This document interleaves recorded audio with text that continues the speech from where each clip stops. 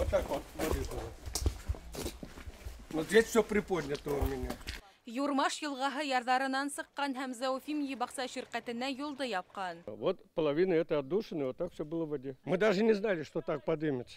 Баҡса йорттарында даими йәшәүселәрҙең күбеһе торлаҡтарын ташлап китеүҙән баш тарта. Улар өсөн ҡотҡарыусылар һыу һәм аҙыҡ-түлек ташыуҙы ойошторған. Әммә ҡайһы берәүҙәре ярҙамһыҙ өйҙән сыға алмай.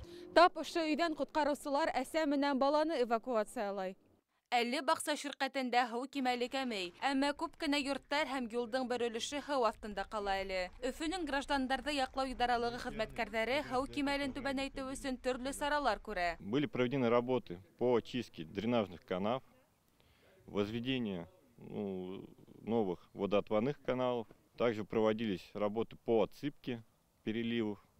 Республикала 13 автомобиль юлы өлөшләтә һыу аҫтында ҡала. На контроле Главного управления МЧС России по Республике Башкортостан находится 46 ситуаций в 20 муниципальных образованиях, связанные с затоплением 3 жилых домов, 138 придомовых участков, 1254 садовых участков и 115 садовых домов. Ҡотҡарыусылар яҙғы ташҡынға бәйле хәлде вертолеттан да күҙәтә. Пилотһыҙ осоу аппараттары ярҙамында ла тәүлек әйләнәһенә күҙәтеү алып барыла.